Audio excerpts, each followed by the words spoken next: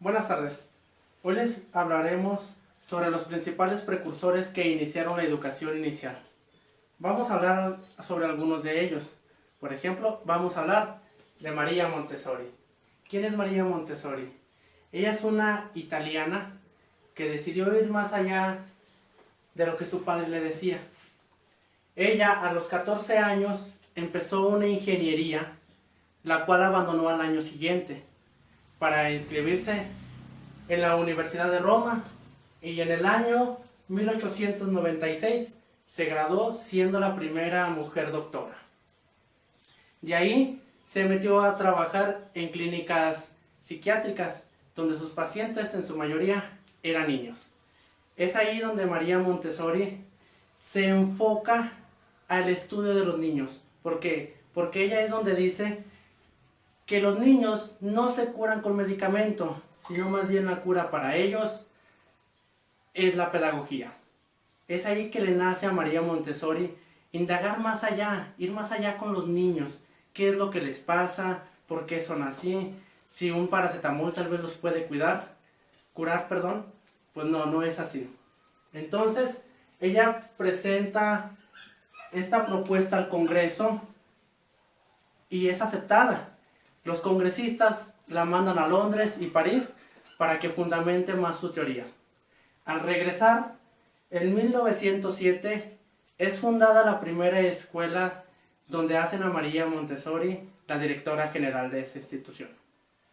Después de ahí, María Montessori se fundamenta con su famoso método Montessori, que ella se basa en su famoso triángulo, que es el ambiente, el amor y el niño ambiente. ¿A qué se debe esto? Para que el niño aprenda, tiene que saber que su ambiente sea adecuado para que el niño tenga un óptimo desarrollo, un aprendizaje sano. El amor. ¿Por qué el amor? Porque si está en un ambiente claro, el niño se sentirá a gusto, se sentirá pleno y aprenderá más fácilmente. El niño y el ambiente. Una vez ya relacionado el niño con el ambiente, podrá aprender y a desarrollarse adecuadamente sin ningún problema. Vamos a explicar ahora lo que es su método, cómo es su método de María Montessori. Ella nos dice 5 puntos en los cuales se basa su método. Por ejemplo, la mente. ¿Por qué la mente? Porque dice ella que un niño es como una pequeña esponjita, que mientras más conocimiento le demos, más conocimiento va a adquirir. Los cuentos. ¿Por qué los cuentos? Porque ella nos dice que no podemos contarle cuentos de fantasía a un niño que está fuera de la realidad, cuando aún no conoce si un niño vuela, si las hadas existen, o tal vez que si hay planetas todavía muy lejanos y distantes que puedan ser habitados. Por eso ella sugiere leer cuentos adecuados para un niño.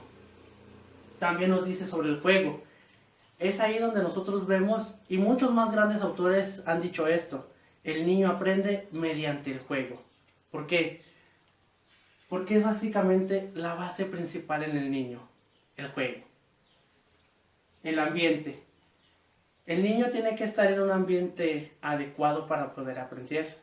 Es así que María Montessori dice, yo quiero implementar aulas en donde sean adecuadas para el niño, donde se sienta a gusto, donde cualquier ratito sienta que está en su casa. Que básicamente es así como María Montessori nos dice que se llaman sus escuelas, la casa del niño. Tenemos también el independiente. ¿Por qué independiente? Ella nos dice que una vez que le enseñemos al niño, debemos de dejarlo, que haga las cosas por sí solo. Ya solamente con la supervisión de los adultos o de los docentes. Ya no tanto estar ahí de que, a ver, mijo, vamos a agarrarte la manita y vamos a hacer esto y vamos a hacer lo otro. No, porque una vez que ellos saben, ya lo tienen que hacer por sí solos. Hasta la actualidad, las escuelas, los preescolares y las guarderías es como se siguen llamando, la casa del niño. Entonces, María Montessori es lo que ella nos dice, es lo que estamos actualmente, utilizando los métodos de María Montessori. Y no solo aquí en México, sino también en diversos países, en América del Norte, en Europa, en África. Todos esos países, continentes, fueron idealizados con el método de María Montessori. María Montessori fue la mejor precursora sobre la educación inicial. Tenemos a Piaget y a Vygotsky, que ellos con sus teorías nos dicen sobre el desarrollo de los niños. Pero Montessori, ella se centra en cómo es que aprende el niño. ¿Por qué María Montessori, después de ser una doctora, le nació esa vocación de ser maestra, de ser docente? A la edad de 81 años, María Montessori seguía siendo docente, seguía impartiendo clases. ¿Por qué? Porque el amor hacia los niños y enseñarlos fue lo que ella la caracterizó. Tengo algunas obras también sobre María Montessori que la caracterizaron. Por ejemplo, El niño en la iglesia, de 1929. El psicogeométrica, de 1934. Y El secreto de la infancia, de 1936. Entre otros más obras que María Montessori nos brinda. Entonces, María Montessori fue nuestra principal precursora. Las dejo con mis compañeras.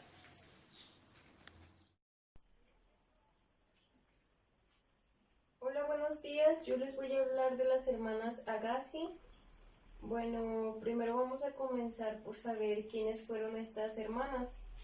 Rosa Agassi nació en el año de 1866 y Carolina Agassi en el año de 1870. Fueron dos hermanas pedagogas y educadoras italianas. Nacieron en Bolengo, en la provincia de Verona. Su método educativo estaba dirigido al trabajo con niños de edades entre 6 y 0 años. Ellas desarrollaron un método de enseñanza que se basa en la libertad, creatividad, experiencia personal de los niños y espontaneidad. Ellas propusieron que en la escuela se trabaje a partir del museo.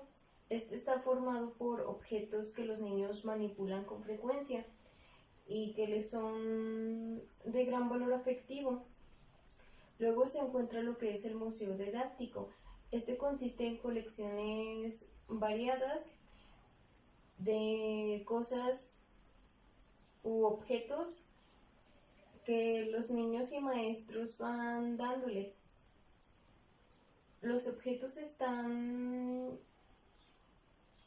tienen características de sencillez y claridad. Esto va a hacer que sean más atractivos para los niños, además de que van a estimular el juego y la adquisición de conocimientos importantes. Bueno, ahora sigue las áreas fundamentales de su sistema. Estas fueron la educación sensorial. Este tipo de educación se desarrolla ordenando colores, materiales, formas, objetos, entre otros. La instrucción intelectual, esta se basa en la exploración del mundo y la percepción de la naturaleza y su alrededor. Y por último está la educación del sentimiento. Esta es importante ya que se desarrolla practicando la religión, ya que ellos querían desarrollar y cultivar el espíritu religioso, la educación física y la educación moral.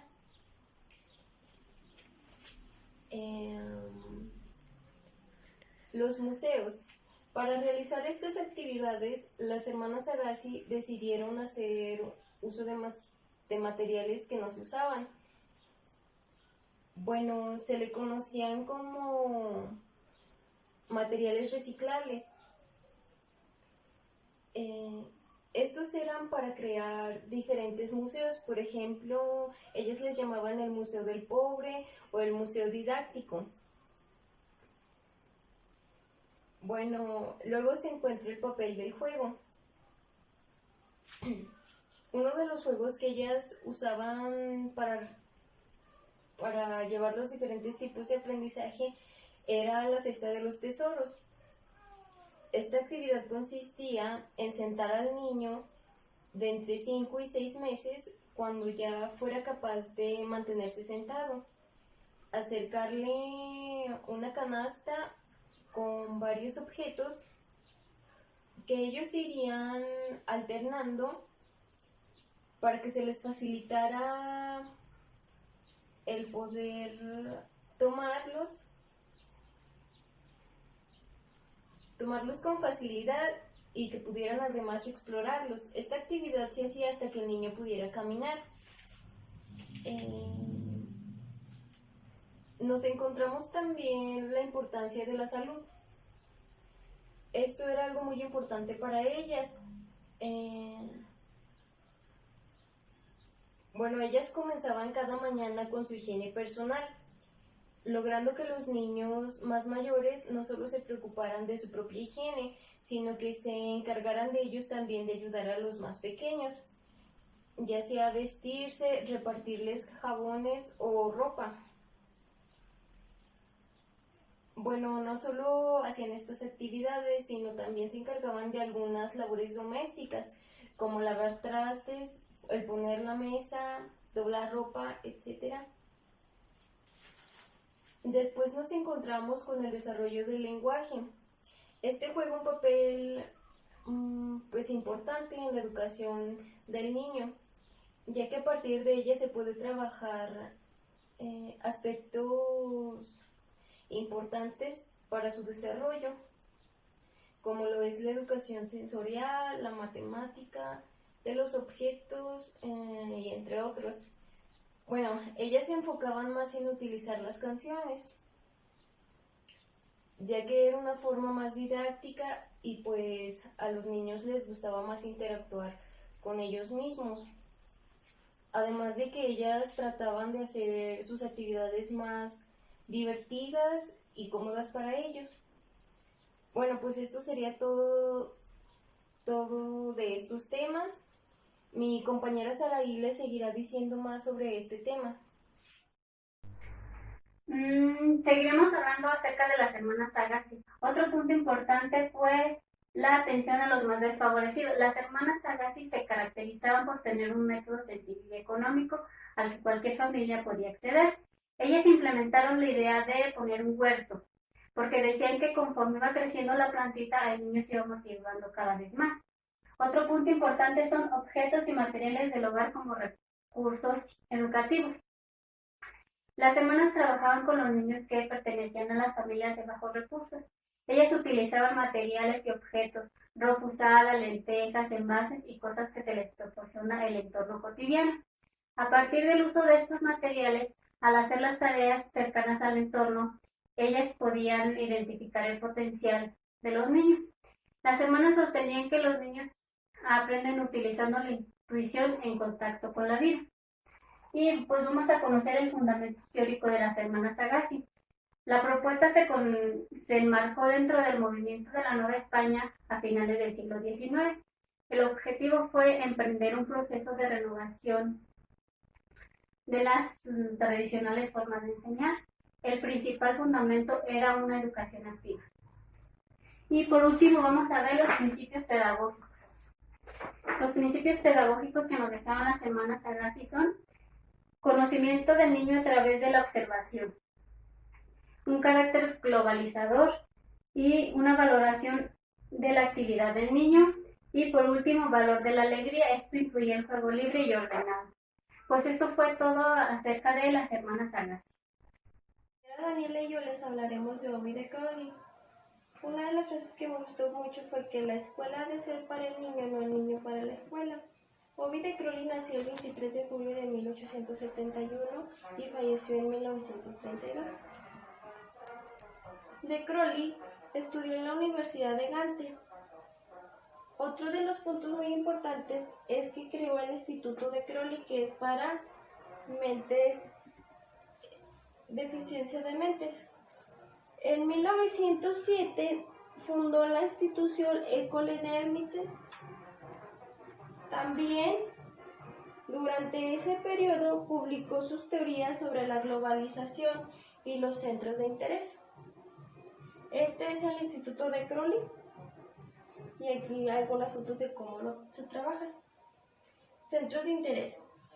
Fue creado por Ovid. Consiste en centrar los temas de estudio de acuerdo con los intereses de los alumnos, es decir, intenta dar respuesta a las necesidades e intereses de los alumnos. Cada centro de interés es desarrollado en 3 fases. La número 1 es la observación, que nos dice que el niño, mediante la observación, va a obtener conocimiento. La número 2, que es la asociación. En esta fase se relacionan los conocimientos previos de los alumnos con los de la observación, que dice que permite a los niños comprender las maneras en las que el mundo está conectado. La expresión es la combinación del proceso y podemos distinguir 2 tipos diferentes, que es la expresión concreta, que son como los imaginarios, las creaciones, que son dibujos, trabajos manuales, y la expresión abstracta, que son los símbolos, texto libre, lenguaje y así. Los objetivos de esta metodología es el conocimiento por parte del niño de propia personalidad, sus necesidades y aspiraciones. También el conocimiento de las condiciones del medio para que estas necesidades y aspiraciones se puedan realizar. Algo muy importante de Crowley son los principios pedagógicos del método, que es educar por y para la vida. Principio de libertad, observación de la naturaleza, principio de globalización, el niño, el eje de toda actividad educativa, centros de intereses y por último los conocimientos de forma globalizada. Continuamos con mi compañera. El método de Crowley está basado en 4 principios: en el principio de individualización, dominante, de libertad y actividad. En el principio de individualización es basado en el aprendizaje a través del interés. En el dominante es de que la escuela está creada para el alumno y no el alumno para la escuela.